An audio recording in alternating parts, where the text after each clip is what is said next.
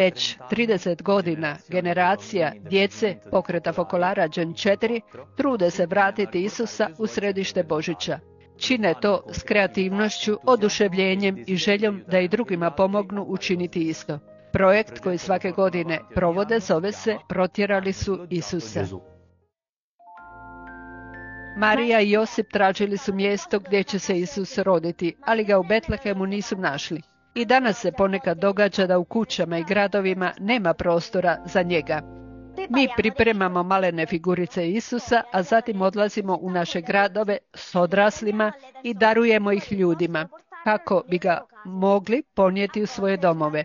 Ponekad nam daju prilog i tim novcem zajedno s Gen 4 iz cijeloga svijeta pomažemo djeci koja žive u ratnim područjima ili u teškoćama. Sada ćemo čuti dva iskustva. Prvo je iz Gvatemale, zemlje u Srednjoj Americi. Od jedne osobe koja radi ovdje u centru Marijapolis saznali smo da jedna obitelj živi u velikom siromaštvu. Njihova je majka poginula u nesreći i za sobom ostavila 7 djece. Iz projekta Protjerali su Isusa dobili smo novčanu pomoć i kupili im hranu, jaja, mlijeko i juhu.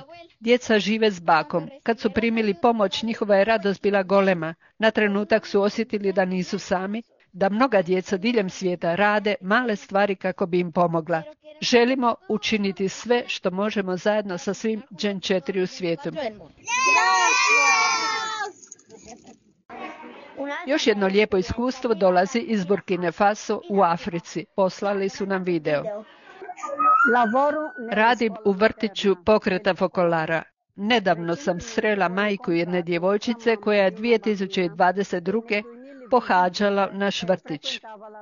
Znala sam da je ta majka prije nekoliko godina rodila blizance. Rekla sam da bi bilo lijepo kad bismo ih mogli upisati u vrtić. Ali ona mi je objasnila da je njihova materijalna situacija jako teška. Kad sam se vratila u Focolare, razgovarala sam s drugim Focolarinama i počele smo moliti za providnost za tu obitelj.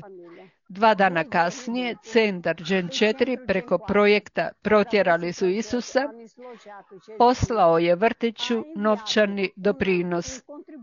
Bilo je to pravo iznenađenje. Osjetila sam da je to Božji odgovor. Odmah sam otišla do kuće djece kako bi razgovarala s roditeljima. Bili su presretni. Sutradan su djeca već krenula u vrtić. Poput ovih postoji mnoga druga iskustva Gen 4 diljem svijeta. Želimo nastaviti svi zajedno tijekom cijele godine činiti sve što možemo za one koji su u potrebi. Sada se vraćam pomagati drugima i sjetimo se, Isus je najvažniji na Božić i uvijek.